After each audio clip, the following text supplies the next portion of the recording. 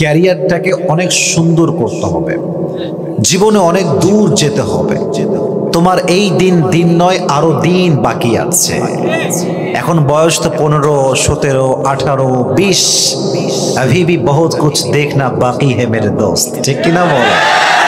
তুমি তো কক্সবাজারের ঈদগাঁও থেকে ভাবছো যে আমি তো অনেক কিছু দেখে ফেলেছি। না না না, জীবনে বহুত কিছু দেখা বাকি আছে। মাথায় রাখবা, যার চিন্তা যত ব্রড, যার চিন্তা যত বড়, তার কাজ তত বড়। যে চেয়ারম্যান হওয়ার স্বপ্ন দেখে, সে চেয়ারম্যান হতে না পারলেও সে হয়তো মেম্বার একদিন না একদিন হয়ে যায়। যে এমপি হওয়ার স্বপ্ন দেখে, সে এমপি হতে না পারলেও একদিন না একদিন সে মেয়র হয়ে যায়। যে মন্ত্রী হওয়ার স্বপ্ন দেখে, সে মন্ত্রী হতে না পারলেও একদিন না একদিন সে এমপি হয়ে যায়। আর যে প্রধানমন্ত্রী হওয়ার স্বপ্ন দেখে, সে প্রাইম মিনিস্টার না হতে পারলেও তার স্বপ্ন যেহেতু বড়, একদিন না একদিন সে এমপির অধীনে একজন বিশাল বড় এমপি হয়ে যায়। ঠিক কিনা বলো যুবকেরা? Your dream should be bigger. তোমার স্বপ্ন হবে বিশাল বড়। যত লাভ মারবা বেশি, দূরে যাবা তত বেশি। আর তোমার স্বপ্ন যত কম হবে, তোমার দৌড় তত কম হবে। আচ্ছা, মনে করেন আপনার ইচ্ছা হচ্ছে আপনি আকাশের চাঁদকে ছুঁবেন। ছোঁয়া কি আদৌ সম্ভব? তবে আপনার ইচ্ছা আপনি ছুঁয়েই ছাড়বেন। তা আপনি যখন চাঁদকে ছোঁয়ার জন্য লাফ দিবেন, আপনার লাফ কি কম হবে না বেশি হবে? বেশি হবে। স্বপ্ন যত বেশি দেখবেন, কাজ তত বেশি করতে পারবেন। আর আমি তো স্বপ্ন দেখি, আমি আসিফ শুধুমাত্র কক্সবাজার নয়, চট্টগ্রাম নয়, ঢাকা নয়, কুমিল্লা নয়, গোটা বিশ্বের প্রত্যেকটা প্রান্তে প্রান্তে একদিন আমি কালেমার দাওয়াত পৌঁছে দেব। ঠিক কিনা? Your dream should be bigger. স্বপ্ন বড় করো। আর মাথায় রাখবা, আমি বারবার বলি, এটা মাঝে মাঝে আমি রিপিট আফটার রিপিট করি, যেন তোমাদের মাথায় ঢুকে যায় যে ওয়াক্ত हमेशा एक नहीं होता, वक्त बदलता है, लेकिन वक्त बदलने के लिए कोशिश करना पड़ता है मेरे दोस्त। समय পরিবর্তনশীল, বাট সময়কে পরিবর্তন করতে হলে নিজেকে পরিবর্তন আনতে হবে। কোরআনে আল্লাহ তাআলা বলেছেন, ইন্নাল্লাহা লা ইউগাইয়িরু মা বিকওমিন হাত্তা ইউগাইয়িরু মা বিআনফুসিহিম। আল্লাহ ততক্ষণ পর্যন্ত একটা জাতির কপাল পরিবর্তন করে না যতক্ষণ পর্যন্ত সেই জাতি নিজেদের কপালটা পরিবর্তন না করে। ঠিক কিনা বলেন যুবকেরা? So you have to try your best as much as you can try. তোমাকে সর্বোচ্চটুকু চেষ্টা করে নিজের কপালকে পরিবর্তন করতে হবে, দাঁড়াতে হবে উঠে, পুরো সমাজকে তোমার পরিবর্তন করতে হবে। ঠিক কিনা বলো যুবক ভাই? আল্লাহ প্রত্যেকটা যুবককে নিজের ক্যারিয়ারে সুন্দর কাজ করার তৌফিক দান করুন। সকলে পড়ে আমিন। আর ছোট্ট আর একটা কথা বলি, শুধু টাকা পয়সার পেছনে ভাগলেই কিন্তু জীবনটা সুন্দর হয় না। তোমরা ঢাকার নাম যুবক ভাইরা শুনছো না সবাই? কথা কয় না, শুনছেন না সবাই? আমাদের দেশের রাজধানীর নাম কি? ঢাকা। ঢাকাতে গুলশান আছে, ধানমন্ডি আছে, উত্তরা আছে। প্রায় সময় আমি এই এক্সাম্পল গুলো দেই। কেন দেই জানেন? যখন ঢাকায় আপনি যাবেন, দেখবেন রোলস রয়েলস, বিএমডব্লিউ, মার্সিডিজ, অভাব নাই, কোটি টাকার গাড়ি চোখের সামনে ঘুরে বেড়াচ্ছে। মনে হবে হায় হায় কি জীবন পাইলাম আমি, আমার তো সাইকেলও নাই, এতে বিএমডব্লিউ আছে। মাথায় রাখবেন, যার বিএমডব্লিউ আছে সে যে খুব সুখী, ব্যাপারটা কিন্তু মোটেও এইরকম নয়। যার মাসে 10 লাখ টাকা ইনকাম, খবর নিয়ে দেখবেন ওর ছেলে গাঞ্জা খায় 5 লাখ টাকা, ওর বইয়ের মেকআপ বিল যায় 2 লাখ টাকা, ওর হার্টের অপারেশন করতে যায় 1 লাখ টাকা, দিন শেষে পকেট ফাঁকা। বাট আমরা যারা মধ্যবিত্ত পরিবারের সন্তান, যেহেতু শুকরিয়া আছে, আল্লাহকে ঈমান রেখে বিশ্বাস করি, দেখবেন কম হলেও সুখী, না হলেও সুখী, বেশি হলেও সুখী, না হলেও সুখী। What ever I have, I am happy with that. যা আছে তাতেই খুশি। আল্লাহ বলছে যদি তাই হয়, লাযীদান্নাকুম, তোর যা আছে আল্লাহ আগামীকাল এর চাইতে ডবল তোকে বাড়ায় দান করবে। সুবহানাল্লাহ পড়েন। তো জীবন শুধুমাত্র ক্যারিয়ার সুন্দর করলে সুন্দর হয়ে যায় না, আল্লাহর উপরে ঈমান রাখতে হবে, 5 ওয়াক্ত নামাজি হতে হবে, শুকরগুজার হতে হবে। রাজি আছেন ইনশাআল্লাহ? এটা তোমাদের সবার জন্য মেসেজ। 2 নাম্বার, মা বোনদের জন্য মেসেজ। এটা বলতে গেলে মা বোনরা একটু মাইন্ড করে, এই জন্য বলতে খুব ভয় লাগে। বলা যাবে? আপনার মানে ভয়টাই পাচ্ছেন ভাই? তাহলে আমি আবার প্রশ্ন করছি, বলা যাবে? যাবে যাবে। হক কথা বললে তো একটু রাগ করবে, এটা কোনো ব্যাপার না। হক কথা বললে সবাই একটু রাগ করে। তবে এখানকার মা বোনরা অনেক ভালো। কক্সবাজারের মেয়েরা অনেক পর্দাশীল হয়, মহিলারা অনেক পর্দাশীল হয় তুলনামূলক। যদি কম্পেয়ার করেন অন্য জেলার সাথে অনেকটা ভালো আছে মাশাআল্লাহ। কিন্তু সমস্যা এক জায়গায়, বেশিরভাগ মেয়েরা বিয়ের সময় টাকা ছাড়া ভালো ছেলেকে চুজ করতে চায় না। এরকম মেয়ে আছে না যুবক ভাইয়েরা? মেয়েরা যে কি চালাক ভাই, আর বললাম না আজকে। প্রেম করার সময় जो भी हो चलेगा यार, जैसा भी हो चलेगा मेरे पास। আর যখনই দেখবা বিয়ের সময় হোক, पैसा वाला चाहिए मुझे। ওই দেখবা একটা মেয়ে, রিসেন্টলি দেখবা একটা মেয়ে বিয়ে করছে, প্রায় তার চাইতে 42 বছরের সিনিয়র বুড়িটাকে বিয়ে করছে, বুড়িরা। সাংবাদিক বলছে, আম্মা জান আপনি এই কাজ কেন করলেন? বলছে, I can feel him and I can not feel anyone. আমি এরে ভালো লাগে, আমার কারো ভালো লাগে না। তো বলতেছে এরে ভালো লাগে, ফিল করি, ভালোবাসা আসে, আর কাউরে ভালো লাগে না। তো আমি বললাম, ভালোবাসা না টাকা, ওইটা আমি আর কইলাম না তোমারে। ঠিক কেন বলো যুবক ভাই? It's all about money fact. টাকা থাকলে মেয়েরা টাকলাকেও বিয়ে করতে এক মুহূর্ত দ্বিধাবোধ করে না, ঠিক কিনা? তবে সব মেয়েকে এক পাল্লায় মাপা যাবে না। এখনো আমাদের এই মাতৃভূমিতে, আমাদের দেশে অনেক চরিত্রবান নারী, সতীত্ববান নারী আছে না নাই? আছে না নাই? অনেক মেয়ে আছে চরিত্রবান, সতীত্ববান। তো আমি আমার বন্ধুকে বলবো, ফাযফার বিযাতিদ দীনি তারিবাত ইয়াদাক। Become successful by selecting the one who has religion, character and conduct. যদি তুমি বিয়ে করে সফল হতে চাও, বিয়ে করতে হবে সেই যুবককে, বিয়ে করতে হবে সেই নারীকে যে চরিত্রবান যুবক, চরিত্রবান নারী। ঠিক কিনা বলেন যুবক ভাই? আল্লাহ প্রত্যেকটা মা বোনকে টাকা বাদ দিয়ে চরিত্রবান যুবককে বিয়ে করার তৌফিক দান করুন। সকলেই মন খুলে পড়া আমিন। এবার আসুন আমরা তাফসীরের দিকে বা আমাদের মূল আলোচনার দিকে ফিরে যাই। তবে সবাই মিলে আমরা 3টা তাকবীর দেব। 3টা তাকবীর দিয়ে মুড ফ্রেশ হবে, তারপরে আমরা ওয়াজ শুরু করব। রাজি আছেন? বলেন না ইনশাআল্লাহ? এবার সবাই একটা কাশি দেন। হয় নাই, হয় নাই, হয় নাই, আরো জোরে। মাশাআল্লাহ। এবার সবাই মিলে আমরা তাকবীর দিব, 3টা তাকবীর। লিল্লাহি তাকবীর। মাঝখানে দেয় না, আমি কিন্তু শুনতে পাচ্ছি। মাঝখানে দেয়নি, সবাই মিলে দিবেন। আরো 2টা বাকি আছে। এমন তাকবীর দিবেন যেন স্টেজ সব ভেঙে পড়ে যায়। এটা কাশি দেন। এবার দেন লিল্লাহি তাকবীর, লিল্লাহি তাকবীর। এবার হাত তুলে আল কোরআনের আলো, আল হাদিসের আলো, কোরআন হাদিস যেখানে, আলেম ওলামা যেখানে, কক্সবাজারবাসী যেখানে, আল্লাহ কবুল করুন। সকলে পড়া আমিন। Today, inshallah, we will talk about the biography of Khadijatul Kubra radiyallahu ta'ala anha. আজকে আমরা আমাদের এই সিরাতুন নবী মাহফিলে আমাদের প্রিয় নবীর প্রথম যিনি স্ত্রী ছিলেন খাদিজা রাদিয়াল্লাহু তাআলা আনহা, তার জীবনীর from beginning to the last যা যা আছে আমরা সামারি করে শুনব, সংক্ষিপ্ত করে যতটুকু বলা যায় আমরা শুনব, মেসেজগুলো নিব, বাস্তবিক জীবনে অ্যাপ্লাই করব এবং দেন দোয়া করে বাসায় ফিরে যাব। রাজি আছেন তো ইনশাআল্লাহ? তাহলে সবাইকে আমি বলি, আজকে আমরা জান্নাতি যেই মহিয়সী নারীর জীবন থেকে কথা বলবো, সে নারীর নামটা কি? সবাই বলেন খাদিজা। বলেন সবাই, নাম কি? খাদিজাতুল কুবরা রাদিয়াল্লাহু তাআলা আনহা।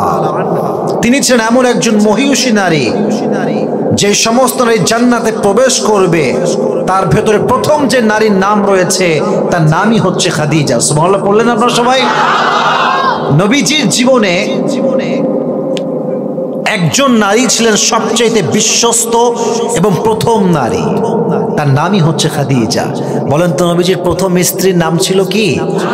খাদিজা রাদিয়াল্লাহু তাআলা আনহা। 555 খ্রিস্টাব্দে মরুবয় আরব নগরের মক্কার কুরাইশ বংশে তিনি জন্মগ্রহণ করেন। আর যত গোত্র আরবে ছিল, কুরাইশ গোত্র ছিল সবচেয়ে নামি দামি বংশ। সুবহানাল্লাহ পড়লেন আপনারা সবাই? অনেক বংশই ছিল, অনেক অনেক নসল ছিল, অনেক অনেক বংশের ধারা ছিল। বাট কুরাইশ প্রত্যেক দিক থেকে, in terms of wealth, education, qualification and civilization, Quraysh had the most higher level of status in Arabic world. সবচেয়ে নামি দামি বংশের নাম ছিল কুরাইশ। শিক্ষার দিক থেকে, সভ্যতার দিক থেকে, প্রত্যেকটা দিক থেকে আল্লাহ কুরাইশকে সর্বোচ্চ সম্মান দান করেছে। সুবহানাল্লাহ পড়লেন না আপনারা? তাহলে খাদিজা যে বংশে এসেছেন, সে বংশের নামটা কি? বলেন না, নামটা কি? কুরাইশ বংশে তিনি এসেছেন। তবে সবচেয়ে বড় অবাক করা বিষয় হচ্ছে এই সময়টা, যে সময় তিনি এসেছেন পৃথিবীতে, তখন মানুষের মাঝে একটা মূর্খতা ছিল, নারীদের শিক্ষাটা হারাম ছিল। কিন্তু সেই সময়ও খাদিজা রাদিয়াল্লাহু তাআলা আনহাকে তার আব্বাজান যথেষ্ট শিক্ষায় একজন শিক্ষিতা নারী হিসেবে গড়ে তুলেছেন। সুবহানাল্লাহ পড়বেন না আপনারা সবাই? আজকের সমাজে মেয়েরা যখনই পড়াশোনা করতে চায়, একটা কথাই আমরা বলি, তুই তো মেয়ে মানুষ, তুই কেন পড়াশোনা করবি? আছে না, আছে না, আছে না? এটা একটা ফালতু লজিক ছাড়া কথা, এর কোনো লজিক নাই। একজন মেয়ে যদি সে শিক্ষিতা হয়, ডাক্তারনি হয়, তাহলে আমাদের মতো হুজুরদের বউদের সতীত্ব নষ্ট হবে না, সম্মান রক্ষা হবে। ঠিক কিনা বলেন? মনে করেন আপনার ওয়াইফ প্রেগন্যান্ট, গর্ভবতী। আপনার নারীকে যখন আপনি নিয়ে যাবেন ডাক্তারখানায়, আপনার বউকে দেখবেন যে পুরুষ দিয়ে ভরা। ডাক্তার যে আপনার বউকে চেক আপ করবে, he is man, he is male, পুরুষ। আচ্ছা, আপনি একজন আলেম মানুষ, হুজুর মানুষ, আপনি কি চাইবেন যে আপনার হুজুরকে কোনো পরপুরুষ ডাক্তার দেখুক? আসতে কেন, জোরে বলেন, দেখবে চাইবেন? চাইবেন? আপনি চাইবেন না। যদি মেয়েরা শিক্ষিত হয়, ডাক্তারনি হয়, সমাজ হবে সুন্দর, নারীকে নারী দেখবে, এতে করে পর্দার মান রক্ষা হবে। ঠিক কিনা বলেন যুবকেরা? So Islam allowed women to study. ইসলাম নারীকে পড়ার অধিকার দিয়েছে, শিক্ষার অধিকার দিয়েছে, বাট শর্ত একটা, সতীত্ব রক্ষা করতে হবে, পর্দাকে রক্ষা করতে হবে, তবে সেই শিক্ষার দাম আল্লাহর কাছে আছে। ঠিক কিনা বলেন যুবকরা? আজকের যে শিক্ষা আমাদের দেশে চলছে, আজকালকার মাত্র 6 মেয়েরা, 7 মেয়েরা প্রেম করে বেড়ায়। 7 পড়ে বাচ্চা, ও নাক টিপলে এখনো দুধ বের হবে। ঠিক কিনা বলো যুবক ভাইরা? এইরকম বাচ্চা বলে, জান তোমাকে ছাড়া আমি বাঁচবই না লে। আবার ছোট্ট ছোট্ট বাচ্চা মেয়ে, 7 বছর বয়স, 8 বছর বয়স, টিকটক চালায়, টিকটকে ভিডিও করে বেড়ায়। ঠিক কিনা বলো যুবক ভাই? ইসলাম এই শিক্ষাকে অ্যালাউ করে না, যেই শিক্ষা ইসলাম থেকে মানুষকে দূরে নিয়ে যায়। অতএব শিক্ষা এটা হালাল জিনিস, বাট পর্দা রক্ষার দরকার যুবক ভাইরা, আছে না নাই? এবার আসেন খাদিজা রাদিয়াল্লাহু তাআলা আনহা যখন তিনি বড় হতে শুরু করলেন, একটা বিয়ের টেনশন যুবক ভাইরা আব্বার কাছে, আছে না নাই? মেয়ে একটু বড় হলেই বাবার প্রথম চিন্তা, আমার মেয়ের সঙ্গে আমি কোন জামাইকে বিয়ে দিব, কোন ছেলে দেখব।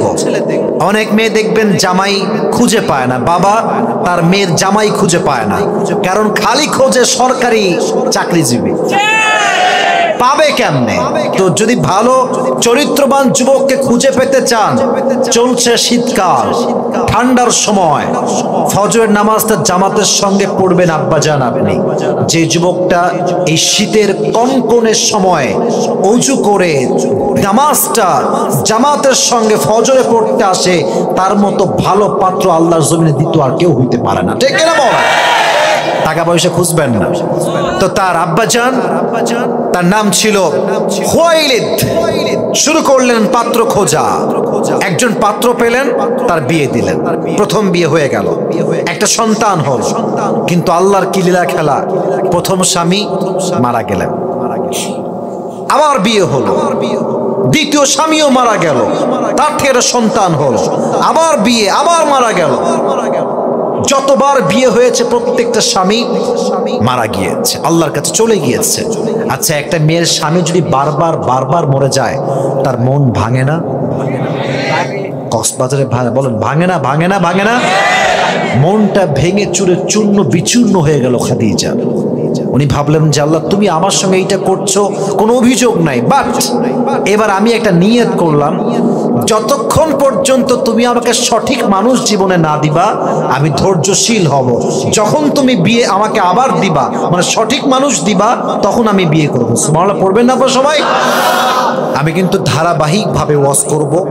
প্রত্যেকটা কনসেপ্ট আপনাকে পরিপূর্ণ মুখস্থ সহকারে শুনতে হবে, তাহলে আজকের ওয়াজটা কাজে দিবে। আর সবচেয়ে বড় পজিটিভ বিষয়টা হচ্ছে খাদিজার জীবন নিয়ে কথা বলা এই জন্য জরুরি, কারণ এই দেশের যত নারী আছে, যত মেয়ে আছে, বেশিরভাগ নারীর চরিত্র আজকে নষ্ট হয়ে যাচ্ছে। এদের চরিত্র রক্ষা করতে চাইলে খাদিজার জীবন থেকে কথা বলার দরকার। কক্সবাজারের ভাইরা আছে না নাই? ভালো করে শুনবেন। প্রত্যেকটা স্বামী মারা গিয়েছে, এবার তিনি নিয়ত করলেন যে আমি আর কখনো বিয়ে করব না। তাকাররা খাদিজা আন্নাহা লান তাতাযাওয়াজা মাররাতান উখরা। এবার তিনি নিয়ত করলেন আমি আর জীবনে কখনো বিয়েই করব না, যতক্ষণ পর্যন্ত আল্লাহ রাব্বুল আলামিন আমাকে সঠিক পাত্রের সন্ধান না দিবেন। স্টপ, থেমে গেলেন। কিন্তু অবাক করার বিষয় হচ্ছে, যখন তিনি এই নিয়ত করলেন, এই নিয়তের কয়েকদিন পরে তার আব্বাজান পৃথিবী থেকে বিদায় নিলেন। স্বামীও শেষ, বাবাও শেষ, মানে মেয়েটার জীবনে পুরুষ বলতে আর কেউ থাকলো না, একা, বড্ড একা।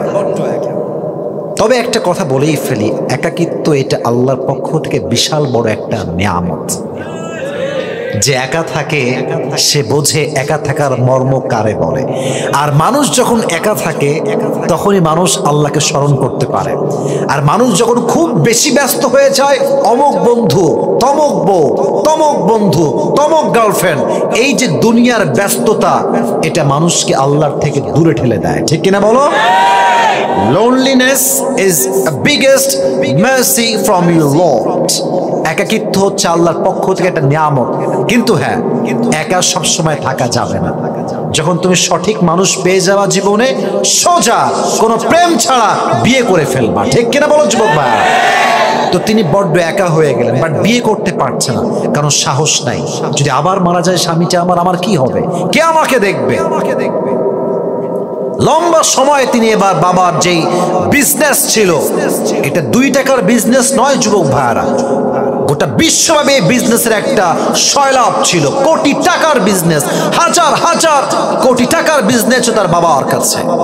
এবার খাদিজা রাদিয়াল্লাহু তাআলা আনহা সমস্ত ব্যবসা সামাল দেওয়া শুরু করলেন। সব ব্যবসা, যত বিদেশের ব্যবসা সব তিনি সামাল দেওয়া শুরু করলেন।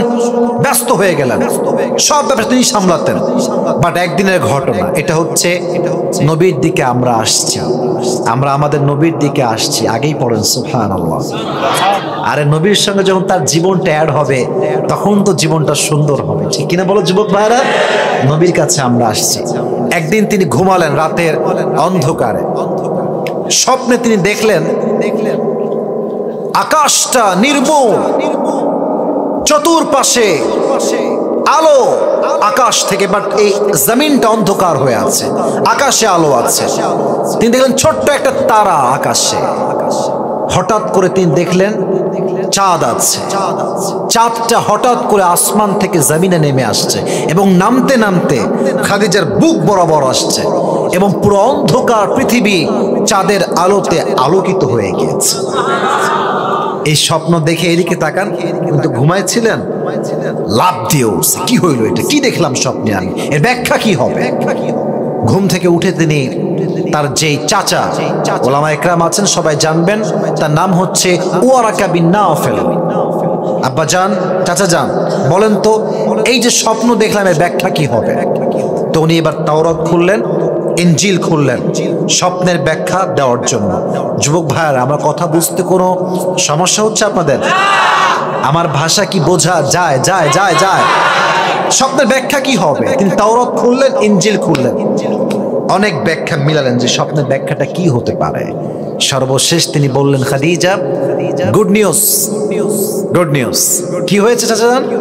বলছে আমি তো স্বপ্নের ব্যাখ্যা করে বুঝলাম যে এই জামানার আখিরি পয়গম্বর, লাস্ট মেসেঞ্জার, সর্বশেষ নবী তোমার স্বামী হতে চলেছে। তুমি কি খুশি? বলছে অবশ্যই খুশি, আমার চাইতে খুশি আর কে হতে পারে। বাসায় ফিরে আসলেন, কিন্তু ওই যে স্বপ্নের ব্যাখ্যা শুনেছে ওইটা ভুলতে পারছে না, যে আর কত একা থাকবো, কবে আসবে আমার সেই স্বপ্নের পুরুষ যার জন্য আমি অপেক্ষায় আছি। এবার তিনি দিন শুরু করলেন, ব্যবসা করে, এবার ব্যবসায় কোনো মন নাই, নবীর অপেক্ষায় তিনি আছেন। হঠাৎ তিনি সন্ধান পেলেন যে আরবের ভেতরে সবচেয়ে একজন যুবক যে ব্যবসায় সৎ, তার উপাধি হচ্ছে আল আমিন, বিশ্বস্ত যুবক। সুবহানাল্লাহ নাই? আচ্ছা, আমার নবীর মতো বিশ্বস্ত মানুষ কি আল্লাহর জমিনে দ্বিতীয়টা আর কেউ হতে পারে? আহমদ বড় বিশ্বস্ত, সে কোন বন্ধু বলো বড় বিশ্বস্ত, কার কাছে মন খুলে দেয়া যায়, কার কাছে প্রাণ খুলে বলা যায়, হওয়া যায় বেশি আশ্বস্ত। ঠিক কিনা বলেন যুবকেরা? আমার নবী হচ্ছেন the most trusted worthy personality ever in the world. সবচেয়ে বিশ্বস্ত যুবক আমার নবীর মতো দ্বিতীয়টা আর কেউ হতে পারে না। ঠিক কিনা বলেন? তো তিনি এই সন্ধান পেয়ে ভাবলেন যে ঠিক আছে, তাহলে সেই যুবকটার সঙ্গে ব্যবসার কাজ করা যায়। তো তিনি দাওয়াত পাঠালেন মুহাম্মদের কাছে, আমাদের প্রিয় নবীর কাছে। নবীজি দাওয়াতের লেটার পেয়ে, চিঠি পেয়ে খাদিজার কাছে আসলেন। বাট যখনই নবীজি খাদিজার ঘরে প্রবেশ করলেন, নবীর চেহারার নূরে খাদিজার পুরো ঘরটা আলোকিত হয়ে গেল। খাদিজা দেখেই সন্দেহ করতে শুরু করেছে, আরে এই যুবকটা আসলে কে? তাকে তো মনে হয় আমি কোথাও দেখেছি, মনে হয় স্বপ্নে দেখেছি। চিন্তা শুরু হয়ে গেছে, সে কই থেকে আসছে। এবার তিনি ভাবলেন যে এটাই মনে হয় শেষ নবী হবে, কারণ এইরকম যুবক সুন্দর আমি তো এই তল্লাটে আর কাউকে দেখি নাই। সুবহানাল্লাহ পড়ে সবাই। এবার তিনি তাওরাত খুললেন, ইনজিল খুললেন, খুলে পড়তে শুরু করলেন যে how will be the look of last messenger Muhammad sallallahu alaihi wasallam, শেষ নবীর চেহারা কেমন হবে, রং কেমন হবে, লম্বা কেমন হবে। ওখানে লেখা আছে শেষ নবীর গায়ের রং হবে আজহারুল লাউন, কালো হবে না, সাদা হবে না। শেষ নবীর চেহারার রং মাঝারি বর্ণের হবে না, শ্যামবর্ণ হবে না। শেষ নবীর চেহারার রং হবে লাবণ্যময়, সুন্দর চেহারা। আচ্ছা, পৃথিবীতে সবচেয়ে সুন্দর নবী কে বলেন তো দেখি? আমাদের নবী শেষ নবী সবচেয়ে সুন্দর। বাট অনেকে বলে যে সাইয়েদনা ইউসুফ নাকি সবচেয়ে বেশি সুন্দর। না না, কথা এটা ঠিক নয়। নবীজি বলতেন আনা মালিহুন ওয়া আখি ইউসুফ সাবিহ, আমি নবী হলাম লাবণ্যময় সুন্দর, আর আমার ভাই ইউসুফ হচ্ছে সাদা সুন্দর। কক্সবাজারের ভাইরা বলেন দেখি, সাদা সুন্দর বেশি সুন্দর না লাবণ্যময় সুন্দর বেশি সুন্দর? সাদা চামড়া দেখতে ভাল লাগে, খারাপ লাগে না। বাট খুব বেশি ধলা হইলে মাইয়াও ভাল লাগে না, সাওয়ালও ভাল লাগে না। ঠিক কিনা বল? লাবণ্যময় চেহারা হচ্ছে সবচেয়ে বেশি সুন্দর চেহারা। তো তিনি ভাবলেন যে এবার পড়ি ওনার হাইট কেমন হবে। হাইট হচ্ছে কানা রাবাতাম মিনাল কওম লাইসা বিতাবিল ওয়ালা বিল কসির। আমার প্রিয় নবীজি হাইটে খুব বেশি লম্বা ছিলেন না, আবার খুব বেশি বাঠুও তিনি ছিলেন না। মিডিয়াম অফ হাইট, মাঝারি গড়নের মানুষ। খুব বেশি লম্বা হইলে তাল গাছ লাগে, খুব বেশি খাটো হইলে কারো বিয়ে হয় না। ঠিক কিনা বলেন যুবক ভাইয়ারা? নবীজি ছিলেন মিডিয়াম অফ হাইট। তো তিনি জানলা থেকে দেখলেন যে তার হাইট কতটুকু। তো দেখলেন যা লেখা আছে এক্সাক্ট নবীও সেই হাইটের একজন মানুষ। চুলটা কেমন হবে লেখা আছে, চুলটা হবে বাবরি চুল। বাবরি চুল বোঝেন না আপনারা? ছোট না বড়? বড় ভাই, পেছন দিকে লম্বা চুল, বাবরি কাটিং এটাকে আমরা বলি। নবীজির বাবরি কাটিং ছিল। আচ্ছা, আপনারা সবাই কাজী নজরুল ইসলামের নাম শুনছেন? জাতীয় কবি, নাম কি বলেন দেখি? নজরুল ইসলাম। ফটো দেখবেন ফেসবুকে বা গুগলে সার্চ করে, দেখবেন তার চুলের মাঝখানে একটা স্মৃতি আছে, আছে না? বলেন না কেন, আছে না নাই? চুলের মাঝখানে সিঁথি, দুই পাশের চুলটা এরকম ভাঁজ করা। তো আমার প্রিয় নবীজির দুই চুলের মাঝখানে একটা সিঁথি ছিল। তিনি যখনই নামাজ পড়তে দাঁড়াতেন আতর দিতেন মাথার মাঝখানে, যেখানে তিনি সেজদা দিতেন পুরো সেজদার জায়গাটা নবীর আতরের খুশবুতে মসজিদটা আমোদ হয়ে যেত। দেখলেন যে তাই তো, নবীর চুল হচ্ছে বড় বড়, চুলের মাঝখানে সিঁথি। এবার তিনি 100% confirm he is the last Messenger, ইনি তো শেষ নবী। কিন্তু ভাই, এটা মেয়েরা ভালো বুঝবে, আমাদের ছেলেদের লজ্জা ন্যাচারালি একটু কম হয়। মেয়েদেরকে আল্লাহ জন্মগতভাবেই লজ্জাশীল করে বানিয়েছেন। লজ্জা হচ্ছে নারীর সবচেয়ে বড় সম্পদ। যে নারীর লজ্জা নাই, সে যতই সুন্দরী হোক তার দাম পুরুষের কাছে এক পয়সাও নাই। আর নারী যদি দেখতে একটু অসুন্দরী হয়, কালো হয়, গুটু হয়, বাট যদি নারী সে তার লজ্জা দেখাতে পারে, সতীত্বকে রক্ষা করতে পারে, যুবকের কাছে তার দাম অনেক গুণ বেশি বেড়ে যায়। ঠিক কিনা বলে? তো নারীরা কিন্তু সহজে কাউকে ভাল লাগলে বলতে পারে না, এটা একটা ইজি এবং কমন ফ্যাক্ট, এটাই হবে স্বাভাবিক। তো খাদিজা তো নবীকে পছন্দ করেছে, বলবে কেমনে? ভেজাল আছে না নাই? কাকে দিয়ে বলা যায়? এবার তিনি ভাবলেন যে আমার যিনি গোলাম বা দাসী, তার নাম হচ্ছে নাফিসা। বলেন কক্সবাজারের ভাইয়ের নাম কি? নাফিসা। বললেন যে ওনাকে ডেকে নিয়ে আসো। দেখেন পামপট্টি কারে কয়। নাফিসা আসছে। কি হয়েছে? হঠাৎ ডাকলেন কেন? বলছে এই না আপনার জন্য হাদিয়া। কত কিছু যে খাওয়াইছে খাদিজা, খাওয়াইছে, টাকা দিয়েছে, কিন্তু নাফিসা বোঝে না এত খাওয়াই কেন রে আমারে। কিন্তু একটা স্বার্থ পেছনে আছে না নাই? তো নাফিসা সবকিছু নিয়ে বলছে আচ্ছা খাদিজা, আপনি কি বলবেন যে আপনি আমাকে কেন এত খাওয়াচ্ছেন, কেন এত পামপট্টি?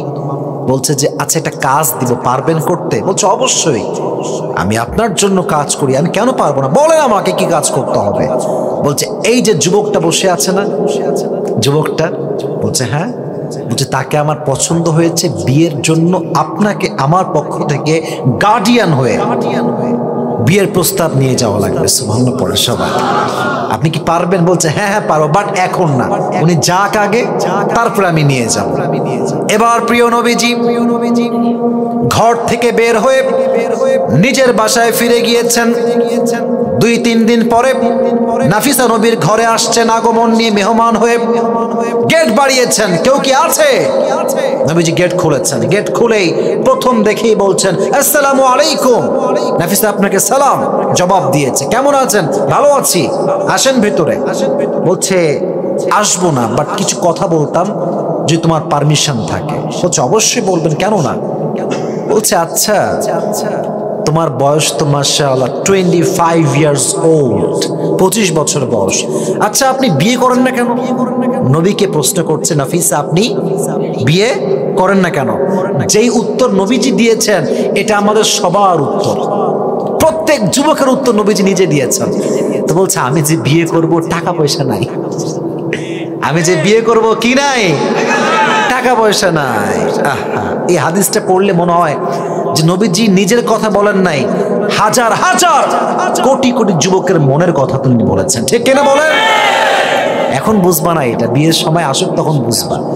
আর বাবার কাছে যখন মেয়ের জন্য বিয়ের প্রস্তাব নিয়ে যাবা, কখনো বলবে না যে তুমি কি 5 ওয়াক্ত নামাজ কালাম পড়ো, দাড়ি কই, টুপি কই, কি অবস্থা তোমার, চরিত্র ঠিকঠাক আছে তো? না না না, প্রথম প্রশ্ন মাসে কয় টাকা ইনকাম করো, মাসের টাকা ইনকাম ঠিকঠাক আছে, তোমার চুল আছে কিনা দেখার টাইম তার কাছে নাই। ঠিক কিনা বলেন?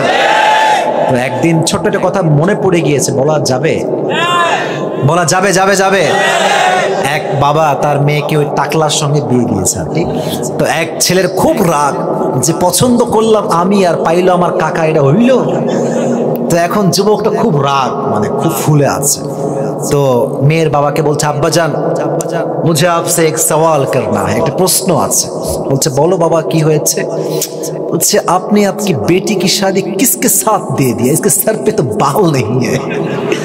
আচ্ছা আব্বাজান কার সঙ্গে মেয়েকে বিয়ে দিলেন, এর মাথায় তো চুল টুল কিছু নাই। তো बाबा एक मारात्मक जवाब दिए, এটা আমার কলিজায় লাগছে। আব্বা বলছে, बेटा ये तुम क्या बात कर रहे हो, सर पे बाल नहीं है तो क्या हुआ, जेब में माऊ तो है ना। বাবার কথা হচ্ছে, বাবাজান মাথায় চুল নাই তো কি হয়েছে, পকেটে টাকা থাকলেই আমি খুশি, ঠিক কিনা বলা চলবে। টাকা দেখলেই কিন্তু জীবনে বিয়েতে সুখী হওয়া যায় না। মাথায় রাখবেন, যে যুবকের চরিত্র ভালো তার চেয়ে সুন্দর যুবক আপনার মেয়ের জন্য আর কেউ হতে পারে না, ঠিক কিনা বলেন। নবীজি বলছেন, টাকা পয়সা কিচ্ছু নাই, আমি কেমনে বিয়ে করব। এবার দেখেন ঝোঁক বুঝে কোপ কাকে বলা হয়। নাফিসা বলছে, মুহাম্মদ তোমার জন্য আমার কাছে এমন একজন মেয়ের সন্ধান আছে, যাকে যদি তুমি বিয়ে করো টাকা দেওয়া লাগবে না, পয়সা দেওয়া লাগবে না, বাড়ি দেওয়া লাগবে না, কাপড় দেওয়া লাগবে না, খাবার দেওয়া লাগবে না, বরং তুমি তাকে বিয়ে করলে তাকে সেই তোমাকে দিবে। সুবহানাল্লাহ পড়ে সবাই, সেই তোমাকে দিবে, তোমাকে কিচ্ছু দেওয়া লাগবে না। ম্যান তুমি কি রাজি আছো? এই কথা শুনে নবীজি ভ্যাপা চাকা খেয়ে গেছে। আরে এই যুগে কি এরকম মেয়ে পাওয়া যায় যারা বিয়ে করলে কিছুই দেওয়া লাগবে না, বরং সে আমাকে দিবে? এবার নবীজি বলছে, এত কথা বাদ দেন, মাসমুহা, ওই মেয়েটার নাম কি? তো ও বলতেছে বিনয়ের সাথে, ইসমুহা খাদিজা, মেয়ের নাম হচ্ছে খাদিজা। খাদিজার নাম শুনে নবীর চেহারা একটা মুচকি হাসি চলে আসছে। কেন আসছে জানেন? কারণ নবীজি প্রথম থেকেই খাদিজাকে পছন্দ করে। বাট নবীজি ভাবতেছে, কিরে আমি কামাই কয় টাকা আর মাইয়া কামাই কয় টাকা, তার তো কয়েক হাজার কোটি টাকার ব্যবসা, আর আমি তো কয়েক টাকার মালিক মাত্র, আমি কেমনে প্রস্তাব দেই? আল্লাহ বলছে, আপনাকে দেওয়া লাগবে না, যেহেতু আপনার চরিত্র পবিত্র, আমি আল্লাহ আপনার জন্য সবচেয়ে উত্তম সতীত্ববান নারী দান করবো। সুবহানাল্লাহ পড়ে সবাই। এখন নবীজি কি বলবে? নবীজি কিছুক্ষণ চুপচাপ, কোনো কথা বলছেন না, একটু পরে মাথা উঁচু করে বলছেন, আচ্ছা আপনি প্রস্তাব দিচ্ছেন তো, খাদিজা কি এটা প্রস্তাব পাঠাইছে? বলছে, হ্যাঁ উনিই পাঠিয়েছেন, আপনার মতামত জানলেই আমরা সামনে আগাবো। তো উনি বললেন যে ঠিক আছে বুঝেছি, বাট আমার তো একজন চাচা আছে, নাম কি? আবু তালেব। বলেন না সবাই, নাম কি? আবু তালেব। বলছে ওনাকে লাগবে, উনি যদি বিয়েতে আসে রাজি হয় দেন আমি বিয়ে করব। ঠিক আছে তাহলে আমি গেলাম, তুমি এসো। এবার নবীজি চাচাকে নিয়ে গেলেন খাদিজার বাসায়, অনেক কথাবার্তা হলো। সর্বশেষ নবীর সঙ্গে খাদিজার বিয়েটা সর্বপর্যায়ে গিয়ে একমত সবাই হলেন এবং সুন্দর করে কবুল হয়ে আকদ হয়ে বিবাহ সম্পূর্ণ হয়ে গেল। পরে সবাই এবার কক্সবাজারের ভাইরা বুঝে জবাব দিবেন। বিয়ের পরে ওয়ালিমা বোঝেন আপনারা? ওয়ালিমা বোঝেন সবাই? খাওয়া দাওয়া, বর পক্ষের খাওয়া বা মেয়ে পক্ষের খাওয়া। বাট আমি এটা সাজেশন দিই সবাইকে, ভাই নিজের বিয়ে নিজে খাবেন, এত দাওয়াতের কোনো দরকার নেই।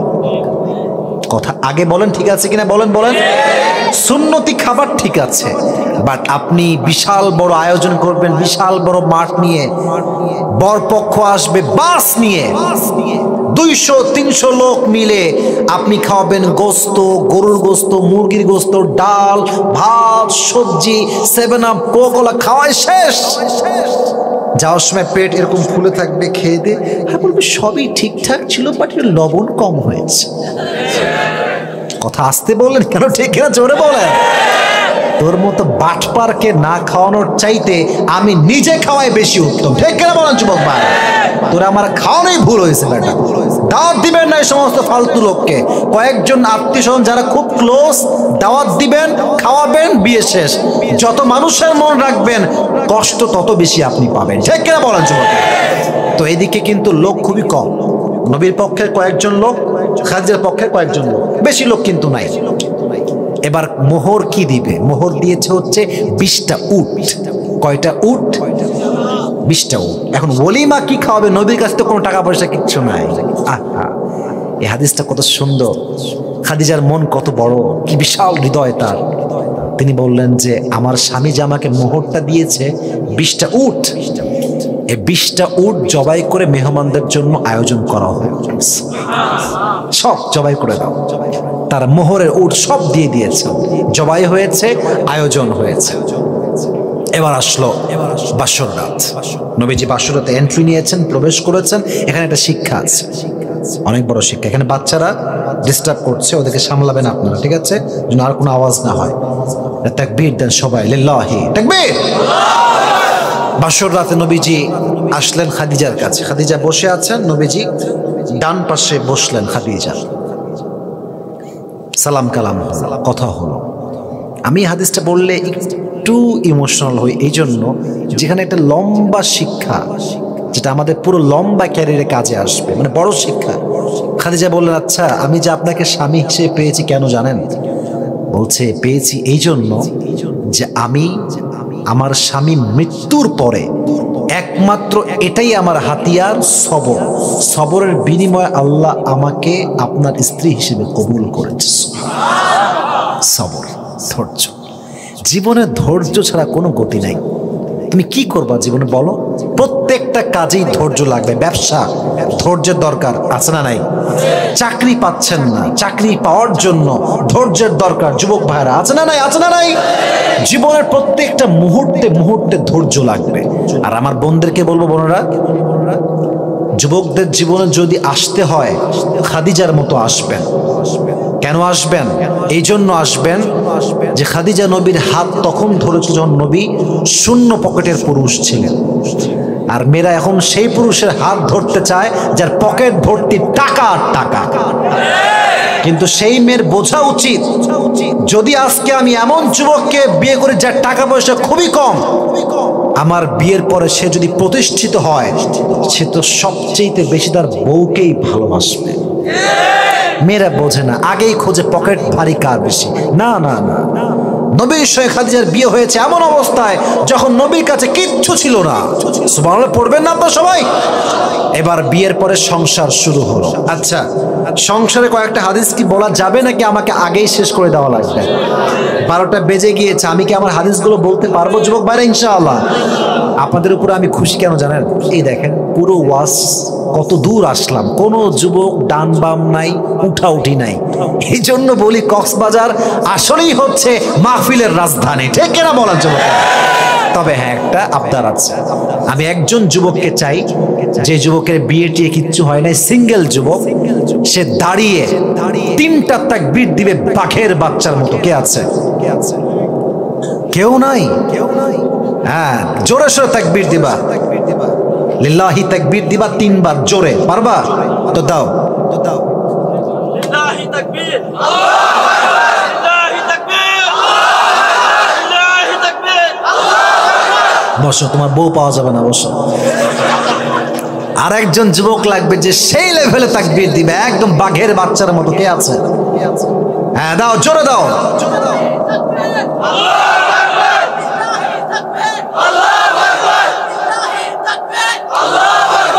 তোর বউ মোটামুটি পাওয়া যাবে। এবার আমার সাথে তাকবীর দেন সবাই মিলে। আপনাদের আওয়াজ খুব বেশি একটা নাই, জোরে সোরে তাকবীর দেন। লিল্লাহি তাকবীর। আল কোরআনের আলো, আল হাদিসের আলো, কোরআন হাদিস যেখানে, আলেম ওলামা যেখানে। বিয়ের পরে শুরু হয়ে গেল মক্কার মাঝে কানা ঘোষা। কারণ হচ্ছে খাদিজা এত ধনী ছিল যে মক্কার প্রত্যেকটা যুবক তাকে বিয়ে করার জন্য স্বপ্ন দেখত। আর সে সমস্ত প্রপোজাল রিজেক্ট করে সবচেয়ে গরিব যেই যুবক তাকে বিয়ে করেছে। মক্কার সমস্ত কাফেরদের মাথা গরম যে এত গরিব যুবক খাদিজা বিয়ে করেছে, ওর সঙ্গে আর কোনো কথা নাই। সবাই মিলে স্লোগান তুলল, খাদিজাকে আমরা সামাজিকভাবে বয়কট করলাম, তার সঙ্গে কোনো ব্যবসা হবে না, কোনো ডিল হবে না, কোনো কিচ্ছু আর হবে না, সব বাদ তার সঙ্গে। সামাজিকভাবে বয়কট করলাম খাদিজাকে। এবার এই খবর খাদিজার কানে এসে পৌঁছালো যে মদিনার মক্কার লোকেরা আমাকে সামাজিকভাবে বয়কট করেছে। এবার তিনি খুব চালাক ছিলেন, ওনার বিশাল টাকা পয়সা, তো বিশাল বড় একটা আয়োজন করলেন, সব লোককে ডাকলেন, দাওয়াত দিলেন। সব মক্কার কাফেররা, ধনী যত আছে সব আসছে, আয়োজন হয়েছে। যখন সবাই খেতে বসেছে, এদিকে আমার বডিটা দেখেন, সবাই বসে আছে সামনে এরকম ভাবে খাওয়ার জন্য। খাদিজা এবার সামনে দাঁড়িয়ে আছে, সব কাফেরদের সামনে, বড় লোক ধনী বলছে আচ্ছা এটা ভাষণ দিলেন যে আমি মক্কার সবচেয়ে সুদর্শন যুবক মুহাম্মদকে আমার স্বামী হিসেবে গ্রহণ করেছি। সুবহানাল্লাহ পড়লেন আপনারা সবাই। এবার তিনি সবাইকে বললেন, এই মক্কার ভাইয়েরা, আপনাদের সমস্যাটা কি আমাকে আপনারা এবার বলেন, সমস্যাটা কোথায়, কি সমস্যা? আপনারা পছন্দ করেন না কেন আমার স্বামীকে? তো সবাই বলছে কোনো সমস্যা নেই, সমস্যা একটা, you are the richest women in Mecca. তুমি হচ্ছে সবচেয়ে ধনী নারী। তুমি বিয়ে করলে একজন যুবক, যে যুবক গরিব, তুমি তাই কেন বিয়ে করলে? এটা আমাদের সবচেয়ে বড় সমস্যা। বলছে ও তাই, এটাই সমস্যা। তো শোনো একটা প্রশ্ন করি, সবাইকে বলবা, জবাব দিবা। কি প্রশ্ন? বলছে আচ্ছা বলো, আমি মানলাম যে আমার স্বামী কোন টাকা পয়সা নাই, তাই মানলাম, এটা আমি একমত। তবে বলো আমার স্বামীর চরিত্রের মতো কোন চরিত্র এই মক্কার তল্লাটে অন্য কোন পুরুষের কি আছে? তার এক বাক্যে বললো কারো নাই। বললেন না? উনি বললেন এবার বলো আমার স্বামীর মতো বিশ্বস্ত যুবক এই তল্লাটে আর দ্বিতীয় কেউ কি আছে? সবাই এক বাক্যে বলল তোমার স্বামী হচ্ছে সবচেয়ে বিশ্বস্ত মানুষ। সমস্যা কোথায়? কি নাই? টাকা নাই। বলছে আচ্ছা এটা আমি এখনই সমাধান দিচ্ছি। আমি মক্কার সমস্ত মান্যগণ্য ব্যক্তির সামনে ঘোষণা দিচ্ছি, আমি খাদিজার যত স্থাবর অস্থাবর ব্যবসা, টাকা, ব্যাংক ব্যালেন্স, জমি জামা যা কিছু আছে, আমি সবার সামনে ঘোষণা দিয়ে সব সম্পত্তি আমার স্বামীর জন্য লিখে দিলাম। এবার বলো কি আপত্তি? কি আপত্তি তোমাদের? বলো এবার। সবাই তো চুপ, কারণ মুহাম্মদ হচ্ছে এখন পুরো আরব বিশ্বের সবচেয়ে বড় ধনী। দেখছেন মেয়ে মানুষ ভালো হইলে কত ভালো হয়, মেয়ে মানুষ ভালো হইলে ভালোর ভালো হয়, আর খারাপ হইলে এতটাই খারাপ হয়, স্বামী শ্বশুর শাশুড়ি সমস্ত পরিবারের প্রত্যেকটা সদস্যকে সে ধ্বংসত্বের দ্বার প্রান্তে পৌঁছে দেয়। ঠিক কিনা বল? কিন্তু মেয়ে যদি দিনদার হয়, নেককার হয়, তোমার জীবনটা যে কি শান্তির হবে তুমি টেরই পাবা না, তুমি বুঝবাই না যে যন্ত্রণা কারে কয়। আমি তো এটা আমার একটা personal point of view. I don't know whether you will agree with this or not, but I want to talk about it. কথা হচ্ছে এইরকম, যার কাছে নেককার দিনদার স্ত্রী আছে, তার টাকা পয়সা থাকলেও কি না থাকলেও কি, কারণ সে সবচেয়ে দামি সম্পদ পেয়ে গিয়েছে। তার মতো সুখী মানুষ আর কেউ হতে পারে না। এজন্য বারবার বলি আল্লাহর কাছে একজন জীবন সঙ্গিনী ভিক্ষা চাবা। সব সময় তাহাজ্জুদে, পাঁচ ওয়াক্ত নামাজে, সেজদায় আল্লাহকে বলবা আল্লাহ তুমি আমাকে এমন একজন জীবন সঙ্গিনী দান করো যাকে পাওয়ার পরে আমার পুরো জীবনটা সমস্ত গুনাহ থেকে হেফাজত হয়ে যাবে। আল্লাহ তুমি আমাকে এমন একজন জীবন সঙ্গিনী দান করো যাকে পাওয়ার পরে আমি তোমাকে চিনতে পারবো। তুমি আমাকে এমন এক জীবন সঙ্গিনী দান করো যে আমাকে তোমার কাছে নিয়ে যাবে। তুমি আমাকে এমন এক জীবন সঙ্গী দান করো যাকে পাওয়ার পরে দুনিয়ার সমস্ত চাহিদা আমার মন থেকে দূর হয়ে যাবে। ঠিক কিনা বলেন যুবক ভাইরা? এই দোয়াটা বেশি বেশি করবেন। আমি সবার জন্য দোয়া করলে সবাইকে খাদিজার মতো চরিত্রবান নারী সকলের জীবনে দান করো। সকলে পড়ে আমিন। কিন্তু অবাক করা হাদিস হচ্ছে বেশ কয়েকদিন যখন সংসার হয়ে গেল, মরুময় আরব নগরে বিশাল একটা অভাব দেখা গেল। এটাকে বলা হয় মহামারী। কি মারি যুবক ভাইরা? মহামারী যখন আসে দেখবেন মানুষ সব অসুস্থ হয়ে যায়, ধান হয় না, ক্ষেত হয় না, কোনো ফসল থাকে না, কিচ্ছু থাকে না, অভাব অভাব আর অভাব। এই অভাবে বড় একটা শিক্ষা আমার যুবকদের জন্য আছে। এত অভাবের মাঝে কেউ দাঁড়ায়নি কারো পাশে। খাদিজা তার সমস্ত সম্পত্তি গরিব দুঃখীদের মাঝে বিলীন করে দিয়েছে। দেখবেন যারা প্রকৃতপক্ষের নেতা এরা মানুষের পাশে সুখেও থাকে দুঃখেও থাকে। আর যারা বাটপাট টাইপের নেতা, হয়তো কক্সবাজারে নাই অন্য জায়গায় থাকতে পারে, যারা বাটপাট টাইপের নেতা এরা দেখবেন খালি ভাষণ দেয় চেয়ারে আর মাইকে, কিন্তু কাজের সময় থেকে হারি কেন্দ্র খুঁজে পাওয়া যায় না। ঠিক কিনা বল? বাট এটা প্রমাণ হয়েছে বাংলাদেশের মাটিতে যারাই দেশের টাকা, দশের টাকা মেরে খেত, এদের বেশিরভাগ নির্বাচন ক্যান্ডিডেট যারা ছিল এরা ভোট পায় না। ঠিক কিনা বলেন যুবকেরা? একটা বদমাইশ আছে, সারা জীবন নাচ গান করে, হ্যাঁ, নর্তকীগিরি করে সংসদে গিয়ে আলেমদের বিরুদ্ধে সে বক্তব্য দেওয়ার চেষ্টা করে। এবার খাইছে বাস, খুব ভালো হয়েছে, খুব ভালো, খুব ভালো হয়েছে। যারা সারা জীবন নর্তকীগিরি করবে আর দেশের নেতৃত্ব দিবে, এটা মুসলমান ঘরের সন্তান বরদাস্ত করতে পারবে না, ঠিক না বলে? সারা সম্পদ সব দান করে দিয়েছে মানুষের কল্যাণে। এবার দেখেন স্বামী কারে কয়। যখন বিয়ে করেছিল, এই কথা বুঝবে, প্রশ্ন উত্তর দিবেন বুঝে, খালি হু হ্যাঁ হ্যাঁ ঠিক ঠিক না না না এটা ওয়াজ না, বুঝে। যখন তিনি খাদিজাকে বিয়ে করেছেন তখন কি খাদিজা গরিব ছিল না ধনী ছিল? এখন সব দান করে দিয়ে তিনি এখন গরিব হয়েছেন না ধনী হয়েছেন? গরিব হয়েছেন। এবার দেখেন স্বামীর ভালোবাসা কারে কয়। সব দান করে দিয়ে একদম নিঃস্ব, কিচ্ছু নয়, চাল ডালও নাই, মাত্র 3টা রুটি আছে বাসায়। যুবক ভাইরা, কয়টা রুটি? আল্লাহু আকবার, আল্লাহু আকবার, আল্লাহু আকবার। 3টা রুটি মাত্র। এক গরিব আসছে, বলছে খাদিজা বড্ড অভাবে আছি, কিছু হবে খাওয়ার জন্য? 3টা রুটি তার জন্য ছিল, নবীর জন্য ছিল। খাদিজা কোনো চিন্তা ছাড়াই 3টা রুটি তাকে দান করে দিয়েছে। হাদিস তো শেষ হয়নি, এখন আরো বাকি আছে। আরেকজন আসছে, খাদিজা বড্ড অভাব, হবে কিছু, দিবা কিছু? ভাবছে কি দেওয়া যায়, কি দিব? ফিরায় দিবে না, খালি হাতে ফিরায় দিবে না। তো চতুর্পাশে তাকাচ্ছে, কি আছে কি আছে কি আছে। দেখছে খাটের উপরে ছোট্ট একটা চাদর রাখা আছে, যে চাদরটা মুড়ি দিয়ে বিশ্বনবী বাহিরে যান এবং ঘুমানোর সময় চাদরটা মুড়ি দিয়ে ঘুমান। উনি বললেন তুমি একটু থামো, আমি I am just coming within an hour, 1 ঘন্টায় আসছি, একটু থাম। এবার তিনি চাদরটা নিয়ে বাজারে গেলেন, বাজারে গিয়ে চাদরটা 6 দিরহামে বিক্রি করলেন এবং ওই 6 দিরহামটা তাকে আল্লাহর জন্য দান করে দিলেন। নবীজি আসছেন। ভালো যাকে আপনি বাসবেন না, তার থেকে ব্যাখ্যা নাও লাগবে না, তার চেহারা দেখলেই বুঝবেন যে সে ভালো আছে না খারাপ আছে। নবী যখন ঘরে আসছেন দেখছেন চাঁদ মাখা চেহারাটা আজকে মলিন হয়ে আছে, চেহারায় কোনো হাসি নাই, কেমন যেন কষ্টে জর্জরিত চেহারা। নবীজি বলছেন খাদিজা হোয়াট হ্যাপেন্ড, কি হয়েছে, মন খারাপ কেন তোমার? বলছে স্বামী আজকে তো আমি নিঃস্ব হয়ে গিয়েছি, আজ আমার টাকা নাই পয়সা নাই, সামান্য একটা চাদর আপনার, ওইটা আমি বিক্রি করে দিয়েছি।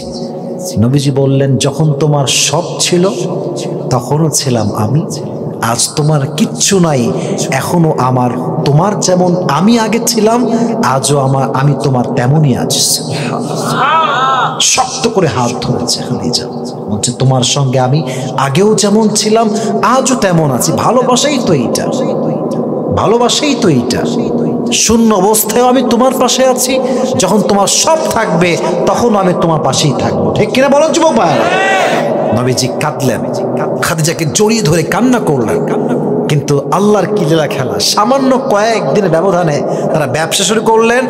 আগে যেমন ধনী ছিলেন তার চেয়ে ডবল ধনী আল্লাহ বানাই দিলেন। সুবহানাল্লাহ পড়ে সবাই, আল্লাহু আকবার। এই জন্য আমি বারবার বলি, যত টাকা কমই হোক না কেন দান করবেন। হ্যাঁ, 100 টাকা আছে 2 টাকা দেন, 20 টাকা আছে 1 টাকা দেন, কিন্তু দেন, কিন্তু দেন। কেন দিবেন জানেন? ফায়ুযাইফাহু লাহু আদআফান কাসীরা, 1 গুণ দিবেন আল্লাহ 2 গুণ বাড়াই দিবেন। আরেকটু বলছে থামেন, নবীজি বলছে আল্লাহ 2 গুণে আমি খুশি না, আপনি আরো বাড়াই দেন। আল্লাহ বলছে তাই, আচ্ছা যে 1 গুণ দিবে ফালাহু আশরু আমসালিহা, তাকে আমি আল্লাহ 10 গুণ দান করব। না সুবহানাল্লাহ তো আসতে বললে হবে না, জোরে সোরে পড়তে হবে। নবীজি বলছে আল্লাহ তাও খুশি না, আপনি আরো বাড়ান, আরো বাড়ান। আল্লাহ বলছেন ঠিক আছে, সাবা সানাবিল ফি কুল্লি সুমবুলাতিন মিয়াতু হাব্বা, যে আমার রাস্তায় 1 গুণ দিবে আমি আল্লাহ তাকে 700 গুণ বাড়াই দান করব। নবী আপনি খুশি? বলছেন না আল্লাহ আপনি আরো দেন, আরো দেন। আল্লাহ বলছে আর কত দেওয়া যায়? আচ্ছা যান, এবার দিব, সংখ্যা হবে না, সংখ্যা নয়। ইন্নামা ইউওয়াফাস সাবিরুনা আজরাহুম বিগাইরি হিসাব, আপনার যে উম্মত ধৈর্যশীল হবে আমি আল্লাহ তাকে বিনা হিসাবে জান্নাতে প্রবেশ করাবো। সুবহানাল্লাহ। সুখে দুঃখে দান করবেন, থেমে যাবেন না। আর মাথায় রাখবেন, যাকে আপনি ভালোবাসেন তাকে আপনি শূন্য অবস্থায়ও ভালোবাসবেন, যখন সব থাকবে তখনও ভালোবাসবেন, তাহলে আপনার ভালোবাসার মূল্যায়ন করা হবে। ঠিক কিনা বলো যুবক ভাই? সর্বশেষ হাদিস বলবো, তারপরে আমরা দোয়ার দিকে যাব। রাজি আছেন তো ইনশাআল্লাহ? আচ্ছা বলেন, নবীর সঙ্গে যখন খাদিজার বিয়ে হয়, নবীর বয়স ছিল কত? মাশাআল্লাহ, রাইট আনসার। বলেন কত? 25। এবার বলেন খাদিজার বয়স ছিল কত? এবার মানে ভুলে গেছেন, বলেন না কত ছিল? তাহলে বয়সের ডিফারেন্স কত বছর মোট? 15 বছর। নবী যে ওহী পেয়েছেন, নবুয়ত পেয়েছেন কত বছর বয়সে? 40 বছর বয়সে। ইস, যখন নবীর উপরে প্রথম আয়াত নাজিল হল, ইকরা বিসমি রাব্বিকাল্লাযী খালাক, read in the name of your Lord, পড়েন আপনার প্রভুর নামে যিনি গোটা বিশ্বকে সৃষ্টি করেছেন। ওহী নাজিল হওয়ার সঙ্গে সঙ্গে নবীজি ওহীর চাপে ভারে থরথর থরথর করে কাঁপতে লাগলেন। ঠান্ডা কাঁপছেন থরথর করে। সোজা গারে হেরা থেকে চলে আসছেন বাসাতে খাদিজার কাছে। এসে বলছে, আমাকে চাদর দাও, আমাকে ঢেকে নাও। চাদর দিয়ে নবীজিকে শক্ত করে এরকম পুরো ঢেকে দেওয়া হয়েছে। তিনি কাঁপছেন শীতে থরথর থরথর করে, কিন্তু টেনশন মাথায়, যে কি হলো আমার সাথে, এটা আমি কি পেলাম, কোন দৌলত পেলাম, টেনশনে আছে। কিন্তু বউয়ের কাজ দেখেন, বউ তো হবে সেই বউ যেই বউ তার স্বামীর কষ্টকে নিমিষেই দূর করতে পারবে। ঠিক কিনা বলেন যুবকেরা? কিছু বউ আছে দেখবেন, স্বামী কষ্টে পড়লে ওর পেইন আরো বাড়ায় দেয়, ওর ডিপ্রেশন আরো বাড়ায় দেয়। স্বামী অনেক সময় বউয়ের চাপে হার্ট অ্যাটাক করে মরেও যায়। ঠিক কিনা বলো যুবক ভাই? খাদিজা বলছে, নবীজি আপনি বসেন বসেন। এবার শোনেন আমি কি বলি। আপনাকে আল্লাহ সবচেয়ে বেশি ভালোবাসেন। কাল্লা ওয়াল্লাহি মা ইউখজিকাল্লাহু আবাদা ইন্নাকা লাতাসিলুর রাহিম। ও নবী, আপনার ব্যবহার তো অনেক সুন্দর। ওয়া তাহমিলুল কাল্লা, আপনি তো অসহায় মানুষের সম্বল। ওয়া তাকসিবুল মাদুম, যার টাকা নাই, পয়সা নাই, ইনকাম নাই, তাকে আপনি সহযোগিতা করেন। ওয়া তুকরিল যায়ফ, আপনি মেহমানকে মেহমানদারি করেন। ওয়া তুঈনু আলা নওয়াইবিল হক, যারা সত্যের পথ থাকে তাদের নবী আপনি নিজেই সহযোগিতা করেন। সুবহানাল্লাহ পড়লেন না আপনারা? এর মূল সারাংশ আমি বলছি। এর মানে নবী যাকে গরিব ভালোবাসে, অসহায়রা ভালোবাসে, যার উপরে প্রত্যেকটা মানুষের দোয়া আছে, তাকে আল্লাহ ভালো না বেশে যাবে কোথায়? নবী আপনি হতাশ হবেন না। আল্লাহ আগেও আপনার সঙ্গে ছিলেন, আজও আপনার সঙ্গে আছে। সুবহানাল্লাহ পড়লেন না তো সবাই? এবং সর্বশেষ কথা তিনি বললেন, আচ্ছা আপনার যে দাওয়াত, আপনার যে মিশন, আপনার যে ভিশন ইসলাম, এটার দাওয়াত আমি আপনার থেকে নিলাম এবং আমি প্রথম কালেমা পড়ে আপনার হাতে প্রথম নারী মুসলিমা হয়ে গেল। সুবহানাল্লাহ আপনার পড়লেন না সবাই? জোরে সোরে সুবহানাল্লাহ পড়ো সবাই। আহা, এই হচ্ছে বউ, এটাকে বলা হয় বউ। এবং সর্বশেষ খাদিজা রাদিয়াল্লাহু তাআলা আনহা যখন মারা যান, এটা ছিল 599 খ্রিস্টাব্দে। কত? 599। এবং তিনি যে মারা গেছেন, উনি মারা গেছেন রমাজান মাসে মারা গেছেন এবং 10 রমাজান মারা গিয়েছে। সুবহানাল্লাহ আপনার পড়বে না সবাই?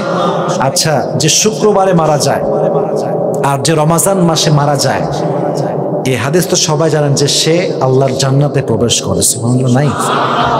আমি দোয়া করি আল্লাহ সবাইকে একটা দোয়া করি, যেন রমাজান মাসে শবে কদরের রাতে আল্লাহর কাছে সেজদা দেওয়া অবস্থায় মৃত্যুবরণ দান করে। এবং সবসময় দোয়া করবেন, আল্লাহকে বলবেন, আল্লাহ তুমি আমাকে রমজান মাসের শবে কদরের রাতে সেজদারত অবস্থায় মৃত্যু দান করো। সকলেই পড়ে আমিন। তিনি মারা গেলেন এবং মৃত্যুর পর নবীজি প্রচন্ড পরিমাণে আঘাত পেলেন, কোমরের হাড় বেঁকা হয়ে গেল কষ্টে। আম্মা জান আয়েশা বললেন, একদিন আমি ঘুম থেকে উঠলাম, দেখলাম নবীজি পাশে নাই। কোথায়? ভাবলাম যে অন্য বউয়ের কাছে গিয়েছে, আমাকে ভালোবাসে না মনে হয়। হাঁটতে হাঁটতে হাঁটতে হাঁটতে কোথাও নাই, কোথাও নাই। হঠাৎ দেখলাম তিনি কবরস্থানের পাশে দাঁড়িয়ে আছেন এবং দোয়া করছেন, আল্লাহ কিয়ামতের কঠিন দিনে যখন মা তার সন্তানকে চিনবে না, সন্তান তার মাকে চিনবে না, আল্লাহ আমি যেন সেদিন আমার স্ত্রী খাদিজাকে ভুলে না যাই। সুবহানাল্লাহ বলেন না। দূর থেকে আয়েশা দেখছেন যে তিনি দোয়া করছেন, কিন্তু বউ তো একটু হিংসা লাগে, হ্যাঁ একটু হিংসা লাগে। তো নবী যখন বাসায় ফিরে আসছে এদিকে তাকান, আমি একদম শেষের দিকে আছি, আর সময় বেশি নিব না।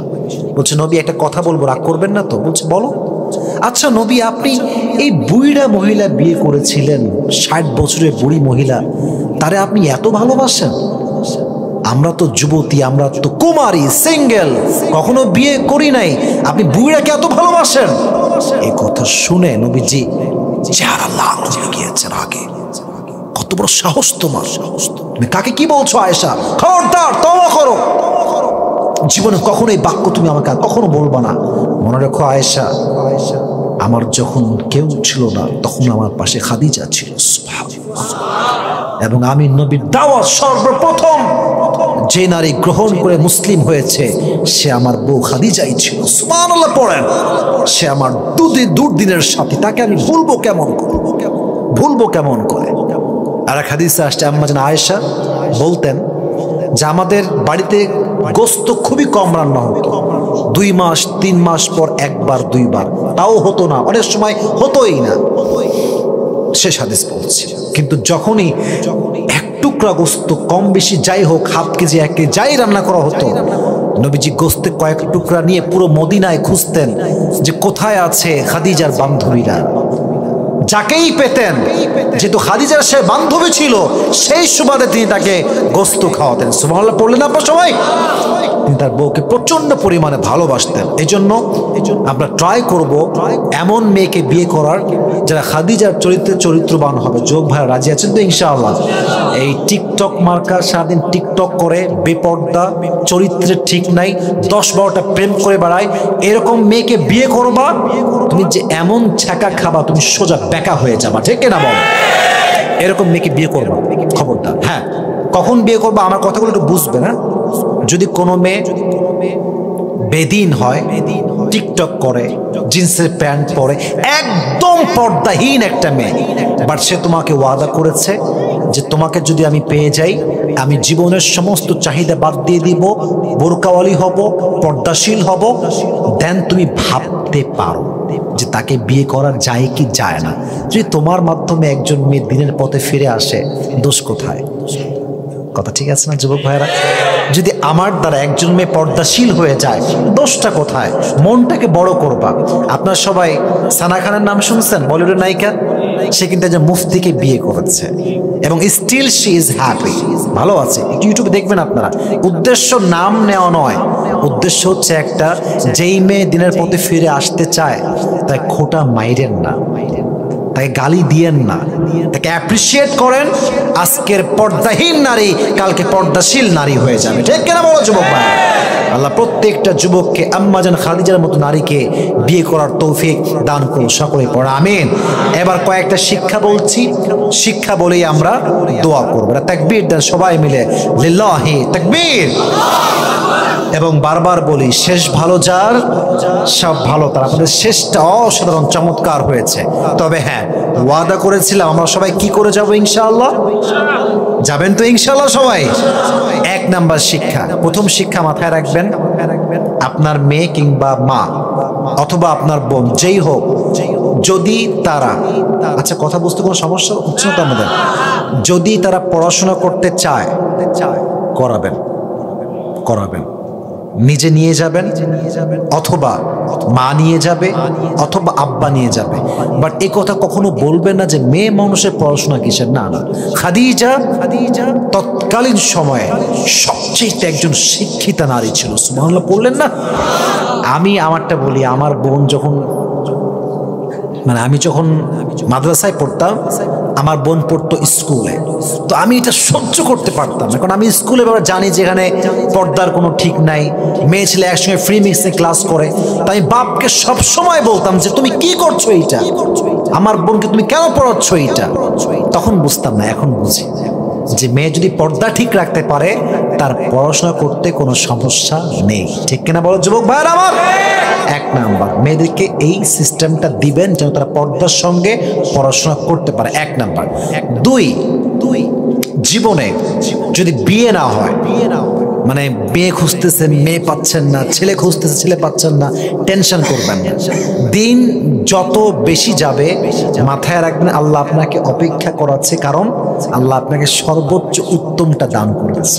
পরে সবাই এটা কি সত্যি না মিথ্যা? কারণ খাদিজা তার সবচেয়ে বড় এক্সাম্পল। স্বামীরা মারা গিয়েছে, সর্বশেষ তিনি যে ধৈর্য ধারণ করেছেন, স্বামী হিসেবে কাকে পেয়েছেন? শেষ নবী মুহাম্মদুর রাসূলুল্লাহ সাল্লাল্লাহু আলাইহি ওয়াসাল্লাম। তাহলে বিয়ে যদি না হয়, ভালো পাত্র যদি খুঁজে না পান, ভালো পাত্রী যদি খুঁজে না পান, অভিযোগ করবেন না ধৈর্যশীল হবেন। আমি আবার বলছি, অভিযোগ করবেন না, ধৈর্যশীল হবেন। আল্লাহ সবাইকে ধৈর্যশীল হওয়ার তৌফিক দান করুন, সকলেই পড়ুন আমিন। 3 নম্বর মেসেজ, যখন আপনার বিয়ে হয়ে যাবে, বিয়ে হওয়ার পরে স্বামী এবং স্ত্রী মাথায় রাখবেন, দিন কখনো ভালো যাবে, দিন কখনো খারাপ হবে, বাট উভয় অবস্থায় একে অপরের হাত শক্ত করে ধরতে হবে। যেমন নবীজি খাদিজার হাত তখন ধরেছে যখন খাদিজার সমস্ত সম্পত্তি হারিয়ে গিয়েছে, ঠিক কিনা বলেন যুবক ভাইয়ারা? এই জন্য জীবন সঙ্গিনীর হাত সবসময় আঁকড়ে ধরতে হবে, যেন আঁকড়ে এমনভাবে ধরবেন যে ভালো অবস্থায় আমি তোমার সঙ্গে আছি, খারাপ অবস্থায় তোমার সঙ্গে আমি আছি। যদি এই গুণটা রাখতে পারেন, আপনার পুরো বিবাহিত জীবনটা আল্লাহ তাআলা তার বরকত দ্বারা ভরপুর করে দিবে। সুবহানাল্লাহ। আপনার সবাই, সর্বশেষ মেসেজ হচ্ছে এই, যদি আপনি বউ হন, মানে ওই যে বোনেরা যারা আছেন, মাইকের সাউন্ড তো যাচ্ছে ওদিকে, যদি আপনি একজন বউ হন, বউ স্বামীর জন্য মানসিক শান্তির কারণ হবেন, যেমনটা খাদিজা নিজে ছিলেন। হ্যাঁ, যখন ওহী নাজিল হয়েছে থর করে কাঁপছেন, তখন তিনি কি বলেছেন যে স্বামী, আপনাকে প্রত্যেকটা মানুষ ভালোবাসে, প্রত্যেকটা মানুষের দোয়া আপনার সঙ্গে আছে, যার জন্য গরিবের দোয়া আছে, তার টেনশনের কোনো কারণ নাই। সুবহানাল্লাহ পড়লেন না আপনি? খাদিজার একটা বাক্যে নবীর সমস্ত কষ্ট দুঃখ দূর হয়ে গিয়েছে। অতএব বউ হবেন এমন যেন স্বামীর জন্য মানসিক শান্তির কারণ হন। এবং যুবকদেরকে বলবো, যুবকেরা, স্বামী হবা এমন যে তোমার বউয়ের জন্য তুমি একজন মানসিক শান্তির যুবক হতে পারো। তুমি যত চরিত্রবান যুবক হবা বউয়ের জন্য, আল্লাহ বলছেন তোর জান্নাত পাওয়ার জন্য তোর স্ত্রীর সার্টিফিকেট লাগবে। যদি স্ত্রীর সার্টিফিকেট ঠিকঠাক হয়, আল্লাহ স্বামীকে জান্নাতে প্রবেশ করাবে। সুবহানাল্লাহ পড়লেন না আপনারা সবাই? আল্লাহ আমাদেরকে 4টা মেসেজ অনুযায়ী আমল করার তৌফিক দান করুন, সকলে পড়া আমিন। এবং প্রত্যেকটা নারীকে আল্লাহ তাআলা খাদিজার চরিত্রবান হওয়ার তৌফিক দান করুন, সকলেই মন খুলে পড়া আমিন।